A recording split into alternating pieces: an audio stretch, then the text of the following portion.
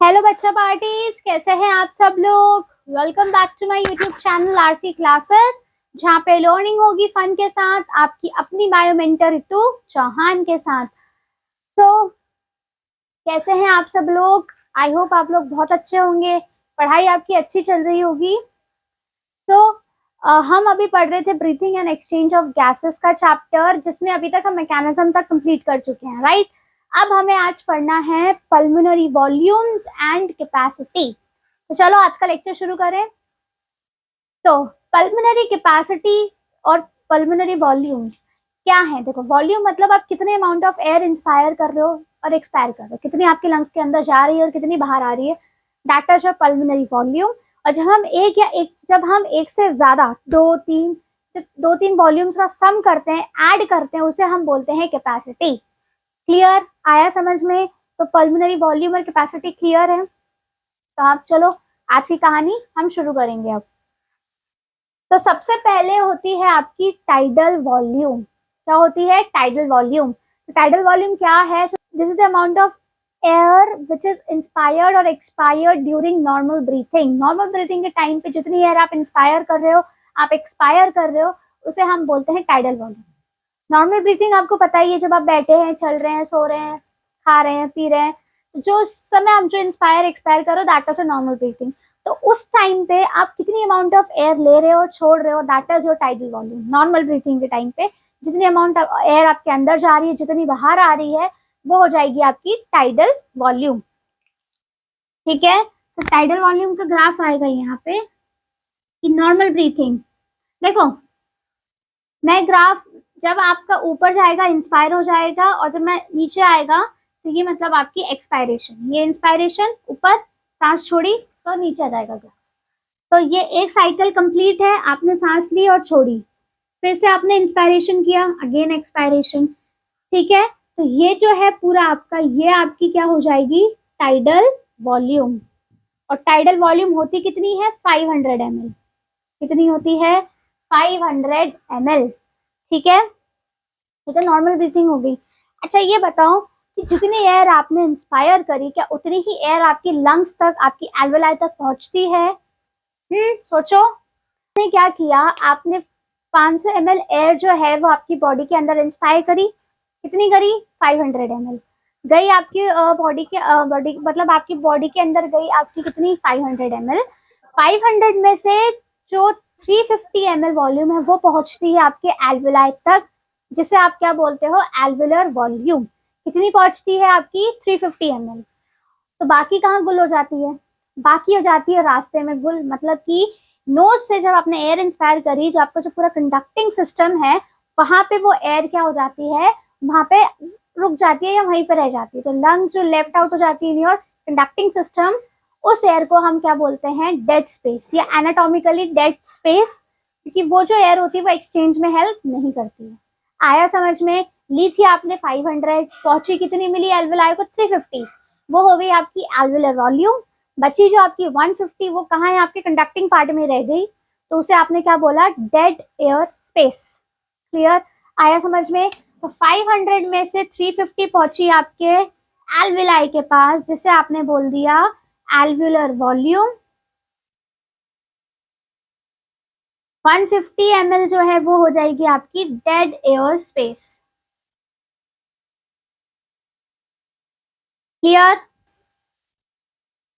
आपकी जो next volume है वो है आपकी inspiratory reserve volume, that is IRV. और आईआरवी वॉल्यूम क्या होती है? ये वो वॉल्यूम ऑफ एयर है जो आप एक नॉर्मल इंस्पायर करने के अलावा आप कितनी एयर अंदर ले सकते हो। नॉर्मल तो आप ले ही रहे हो, that is your tidal volume. उसके अलावा कितनी एयर ले सकते हो? तो वो हो जाएगी आपकी इंस्पायरेटरी रिजर्व वॉल्यूम। ये क्या हो गई मेरी? ये पूरी इंस्पायरेटरी रिजर्व वॉल्यूम, मतलब amount of air that can B inspired forcefully after normal inspiration. Normal inspiration के बाद कितनी अमाउंट ऑफ एयर आप क्या कर सकते हो? फोर्सफुली इंस्पायर कर सकते हो, वो होती है आपकी आईआरवी। नॉर्मल शब्दों में कहा जाए तो ये नॉर्मल इंस्पिरेशन हो गया, ये फोर्सफुल इंस्पायरेशन है ना। कितनी ले सकते हो? आपकी कैपेसिटी कितनी है भाई? नॉर्मल तो है ही, उसके अलावा और कितनी आप ले सकते हो forcefully? That is your IRV. Next is your ERV, तो ये उसका उल्टा हो जाएगा। नॉर्मल एक्सपायरेशन करने के बाद, ये आपने नॉर्मल एक्सपायरेशन किया, तो नॉर्मल एक्सपायरेशन के अलावा और कितनी एयर आप छोड़ सकते हो, कितनी आप एक्सपायर कर सकते हो, that is your ERV. The amount of air which can forcefully expire after normal expiration। Normal expiration के बाद कितनी अमाउंट ऑफ एयर, मतलब टाइडल वॉल्यूम के अलावा और कितनी वॉल्यूम आप निकाल सकते हो, दैट इज और ईआरवी। आया समझ में? ये हो गया आपका ERV, that is your tidal volume. Next, no sorry, not tidal volume, ERV है ना, inspiratory reserve volume. Tidal volume के अलावा, मतलब नॉर्मल एक्सपायर करने के अलावा आप कितनी और वॉल्यूम अंदर ले सकते हो। आया समझ में? थर्ड वॉल्यूम है आपकी fourth volume is your residual volume. Fourth कौन सी है? Residual volume. तो रेसिडुअल वॉल्यूम का मतलब क्या हुआ? देखो, रेसिडुअल वर्ड से समझ में आ रहा है, रेसिड्यू क्या होता है? बचा हुआ, है ना। तो रेसिडुअल वॉल्यूम क्या हो गई आपकी? ये वो अमाउंट ऑफ एयर है जो फोर्सफुल एक्सपायरेशन करने के बाद भी लंग्स में रह जाती है। देखो, आपका जो लंग्स, आपकी जो एल्वेलाई है बेसिकली, वो पूरी की पूरी खाली नहीं होती कि पूरी की पूरी एयर निकाल दी, लो धड़ से पूरी जितनी थी सब निकाल दी, ऐसा नहीं होता। होता ये है कि देखो, हमें कुछ ना कुछ अमाउंट ऑफ एयर एल्वेलाई में रखनी पड़ती है ना। अब क्योंकि आप क्या चाहते हो ना, देखो आप बलून को देखो, बलून में से अगर मैं पूरी हवा निकाल दूंगी तो पिचक जाएगा। तो वैसे ही अगर आपकी लंग्स, आपकी एल्वेलाई में से पूरी एयर निकाल दी जाएगी तो वो कोलैप्स कर जाएंगी, पिचक जाएंगी और नॉर्मल फंक्शनिंग नहीं कर पाएंगी। तो ताकि वो कोलैप्स ना करे, इसलिए हम कुछ अमाउंट ऑफ एयर आपकी क्या रखते हैं? रिजर्व, रेसिडुअल बची हुई रहती है आपकी लंग्स के अंदर, एल्वेलाई के अंदर। ठीक है। So the amount of air जो फोर्सफुल एक्सपायरेशन करने के बाद भी रह जाती है, उसे बोलते हैं हम residual volume. Amount of air which remains inside your lungs even after forceful expiration. इतनी जिद्दी होती है, आप कितना भी फोर्सफुल एक्सपायरेशन कर लो, कितनी भी ताकत लगा लो, सारी एयर निकाल दो अपनी पूरी ताकत लगा के, लेकिन फिर भी ये बच जाती है। और इसका बचने का रीजन क्या है? इट प्रिवेंट्स द लंग्स या it prevents the alveoli from collapsing. ठीक है। It keeps your alveoli inflated. Alveoli को इन्फ्लेटेड मीन्स फूला हुआ रखती है, चिपकने नहीं देती, कोलैप्स होने नहीं देती है। आया समझ में? ये हो गई आपकी रेसिडुअल वॉल्यूम। अब आईआरवी होती कितनी है? देखो, सबकी अपनी अपनी, इनकी अपनी अपनी इनके अपने अपने मेजरमेंट है, वॉल्यूम्स है, अमाउंट है। ये होती है 2500 से 3000, ये होती है आपकी 1000 से 1100, रेसिडुअल वॉल्यूम होती है 1100 से 1200। सारी आपको कैपेसिटी सब आपको मिल जाएगा एक चार्ट के फॉर्म में जब हम इस वीडियो के एंड में। ठीक है। चलो, आईआरवी समझ में आया, ईआरवी आपको आ गया, रेसिडुअल वॉल्यूम आपको समझ में आ गई। ये तो हो गई भाई हमारे वॉल्यूम की बात। अब आती है आपकी कैपेसिटी। क्या आती है? कैपेसिटी। अब हम एक या एक से ज्यादा वॉल्यूम को क्या करेंगे? ऐड करेंगे। ठीक है। अब देखो, पहली होती है आईसी। पहले मैं यहाँ बता देती हूँ, ये होती है आईसी, इंस्पायरेटरी कैपेसिटी। आपकी इंस्पायरेटरी कैपेसिटी है क्या? It is the total amount of air a person can inspire after normal expiration. Normal expiration करने के बाद आप कितनी एयर अंदर ले सकते हो, वो है आपकी इंस्पायरेटरी कैपेसिटी। तो देखो, नॉर्मल तो आप कर ही रहे हो, वो तो करनी है ना। इसके अलावा आप कितनी ले सकते हो? जब हम योगा करते हैं तो हम कितनी डीप ब्रीथिंग करते हैं कि नहीं करते हैं? गहरी लंबी सांस लो। तो जो लंबी सांस है वो क्या है? आपकी आईआरवी। तो एक्सपायर के बाद आप क्या क्या कर सकते हो? आप टाइडल वॉल्यूम भी ले सकते हो, साथ में आईआरवी। तो आईसी क्या होता है आपका? वो अमाउंट ऑफ एयर जो नॉर्मल ब्रीथिंग, मतलब टाइडल वॉल्यूम, एक्सपायरेशन के बाद आप नॉर्मल इंस्पायर तो करोगे, उसके अलावा आप फोर्सफुल इंस्पायरेशन भी कर सकते हो, दैट इज आईआरवी। तो इंस्पायरेटरी कैपेसिटी क्या होती है? Tidal volume plus ERV, sorry IRV, I am so sorry, ERV नहीं, आईआरवी। आया समझ में? तो इंस्पायरेटरी कैपेसिटी क्या होगी? Tidal volume plus IRV is your inspiratory reserve volume. उसे हम क्या बोल रहे हैं? Inspiratory capacity. अब बात होती है आपकी एक्सपायरेटरी कैपेसिटी की। तो एक्सपायरेटरी कैपेसिटी मतलब the amount of air that you can inspire after normal inspiration. Normal inspiration करने के बाद कितनी वॉल्यूम आप एक्सपायर कर सकते हो, निकाल सकते हो, है ना। आपने नॉर्मल सांस ली, उसके बाद आप कितनी एयर निकाल सकते हो, तो ये हो जाएगी आपकी टाइडल वॉल्यूम प्लस ईआरवी। देखो आपने नॉर्मल इंस्पायर किया तो नॉर्मली आप छोड़ भी सकते हो, उसके अलावा आप क्या कर सकते हो, फोर्सफुल इंस्पायरेशन कर सकते हो। फोर्सफुली एयर निकालते हो ना योगा करते समय, तो ये क्या हो जाएगी आपकी ईआरवी, मतलब ये हो जाएगी आपकी ईसी, एक्सपायरेटरी कैपेसिटी, मतलब टाइडल वॉल्यूम प्लस आई ईआरवी। आया समझ में। नॉर्मल इंस्पायर करने के बाद कितनी वॉल्यूम आप एक्सपायर कर सकते हो वो होती है आपकी EC. Normal in normal expire करने के बाद कितनी वॉल्यूम आप इंस्पायर कर सकते हो वो हो गई आपकी इंस्पायरेटरी कैपेसिटी। दोनों कैपेसिटीज क्लियर है। अब आती है आपकी फंक्शनल रेसिडुअल कैपेसिटी। ये क्या होती है, तो फंक्शनल रेसिडुअल कैपेसिटी वो अमाउंट ऑफ एयर होती है जो नॉर्मल एक्सपायरेशन करने के बाद आपकी बॉडी में रह जाती है। यहाँ देखो ग्राफ में, आपने नॉर्मल एक्सपायरेशन किया मतलब टाइडल वॉल्यूम इतना कर दिया, इसके बाद कितनी अमाउंट ऑफ एयर आपकी वॉल्यूम में आपकी बॉडी में रह गई, तो वो होती है रेसिडुअल वॉल्यूम और आपकी ईआरवी। समझ गए। तो आई आर तो ERV plus RV is your functional residual capacity. आया समझ में। वो अमाउंट ऑफ एयर जो आप नॉर्मली एक्सपायर करने के बाद निकाल दी, नॉर्मल एक्सपायर कर दिया, उसके बाद कितनी अमाउंट ऑफ एयर आपकी लंग्स में रह गई, कौन कौन सी रह गई अब मेरे पास निकालने के लिए, रेसिडुअल वॉल्यूम और ईआरवी। तो फंक्शनल रेसिडुअल कैपेसिटी आपकी क्या हो जाएगी, ईआरवी प्लस आरवी। ठीक है, ईआरवी प्लस आरवी को मैं क्या बोल दूंगी, फंक्शनल रेसिडुअल कैपेसिटी। क्लियर, आया समझ में। अब है आपकी, तो अब कौन सी बची आपकी अब है आपकी वाइटल कैपेसिटी। तो वाइटल कैपेसिटी ये होती है कि the amount of air that can be expired by forceful expiration after forceful inspiration.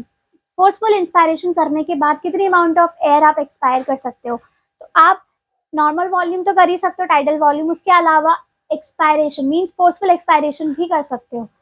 तो नॉर्मल, तो क्या हुआ देखो, IRV TV plus ERV is your vital capacity. क्या क्या हुआ, IRV plus RV ERV plus TV, मतलब क्या हुआ कि कितनी अमाउंट ऑफ एयर आप इंस्पायर कर सकते हो फोर्सफुल इंस्पायरेशन करने के बाद। फोर्सफुल इंस्पायरेशन किया, उसके बाद कितनी अमाउंट ऑफ एयर आप अंदर ले सकते हो, तो आपने फोर्सफुल इंस्पायरेशन तो कर ही लिया, उसके अलावा आप कितनी एयर एक्सपायर कर रहे हो, आप नॉर्मल तो कर ही रहे हो, साथ में आप ईआरवी भी कर रहे हो। आया समझ में। तो इन तीनों को मिला के हम बोलते हैं वाइटल कैपेसिटी। नेक्स्ट आखिरी है आपकी टोटल लंग कैपेसिटी, जो कि आपकी पूरी वॉल्यूम्स हो जाएंगी। सभी वॉल्यूम को मिला के मैंने बोल दिया टोटल लंग कैपेसिटी। क्या बोलते हैं मैंने इसे, टोटल लंग्स कैपेसिटी। ठीक है, पूरी कैपेसिटी कितनी है लंग्स की, देखो लंग्स की कैपेसिटी तो नॉर्मल ब्रीथिंग करने की भी है टाइडल वॉल्यूम, उसकी फोर्सफुल इंस्पायरेशन करने की भी है आईआरवी आ जाएगा। ठीक है, देखो मैं यहाँ लिखती हूँ टाइडल वॉल्यूम प्लस उसकी कैपेसिटी आईआरवी फोर्सफुल इंस्पायरेशन करने की भी है, प्लस उसकी capacity expiratory reserve volume ERV करने की भी, फोर्सफुली भी निकाल सकती है लंग्स, ये उसकी भी कैपेसिटी है। साथ में उसकी ये भी कैपेसिटी कि उसके पास रेसिडुअल वॉल्यूम भी तो बच जाती है, ये कहा जाएगी। तो इन सब को मिला के मैं बोल दूंगी टोटल लंग कैपेसिटी। आया समझ में। टोटल लंग कैपेसिटी क्लियर हो गई। आई होप आपको ये सारी की सारी कैपेसिटीज क्लियर होंगी। ठीक है, अब देखो भाई ये तो सब क्लियर हो गया कि वॉल्यूम्स भी मुझे समझ में आ गया, मैं इनको मेजर कैसे करती हूँ, how can I measure pulmonary volumes and capacity. तो पल्मोनरी वॉल्यूम्स और कैपेसिटी को मेजर करने के लिए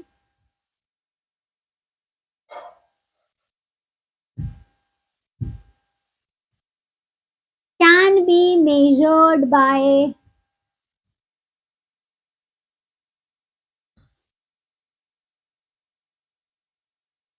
कौन सा इंस्ट्रूमेंट है? स्पायरोमीटर।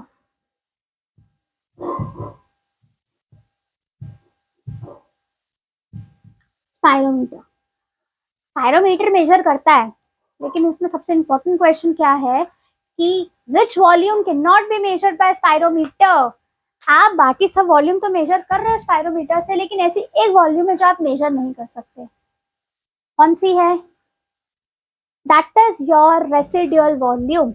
इस वॉल्यूम को आप मेजर नहीं कर सकते। कारण, रीजन, देखो आपको पता है स्पायरोमीटर कैसा होता है, मुंह के पास लगाते, तो वो क्या करता है, जितनी सांस आप छोड़ रहे हो वो उसको मेजर कर लेगा, जितनी आप इंस्पायर कर रहे हो वो उसे मेजर कर लेगा ना। अब ये होता है कि ये जो वॉल्यूम है, ठीक है, अब ना तो ये बाहर जा रही है, ये तो अंदर ही जम के बैठ गई है, निकलने का नाम ही नहीं ले रही है। जब ये बाहर निकलेगी नहीं तो आप इसे मेजर कैसे करोगे? How can you measure it if it is not coming out from your body, from your lungs, if it is not coming out? जब ये आपकी लंग से बाहर ही नहीं आ रही तो आप इसे मेजर कैसे कर सकते हो? आया समझ में? ये मेजर आप नहीं कर सकते हो। अपार्ट फ्रॉम दैट आप क्या मेजर नहीं कर सकते हो? जहां जहां आपकी रेसिडुअल वॉल्यूम आ रही है, आप टोटल लंग कैपेसिटी मेजर नहीं कर सकते, आप एफआरसी मेजर नहीं कर सकते, क्योंकि यहाँ पे रेसिडुअल वॉल्यूम ही आपको पता नहीं है, तो आप इन दोनों को कैसे मेजर करोगे? तो स्पायरोमीटर कौन कौन सी वॉल्यूम मेजर नहीं कर सकता? Residual volume, total lung capacity और FRC, that is your fractional residual capacity. Clear? I hope आज का लेक्चर आपको समझ में आया है, आई होप आ गया होगा। So that's all for today. आज के लिए सिर्फ इतना ही। नेक्स्ट लेक्चर में हम पढ़ेंगे एक्सचेंज ऑफ गैसेस। अब हम कैसे, वॉल्यूम तो हमने ले ली, अब उसका एक्सचेंज कैसे होता है ना, क्योंकि मंजिल हमारी सेलुलर रेस्पिरेशन है, वहां तक हम कैसे पहुंचा रहे हैं गैस को। आया समझ में? तो आज को अगर आपको मेरा सेशन समझ में आया हो, आपको पसंद आया हो, तो मेरे चैनल को लाइक कीजिए, सब्सक्राइब कीजिए और जितना हो सके उतना शेयर कीजिए। एंड इफ अगर आपको कोई भी डाउट हो, please let me know in my comment box. मैं आपको जरूर आपके सारे डाउट्स को क्लियर करूंगी। Thank you so much and see you in my next lecture. Thank you, all the best.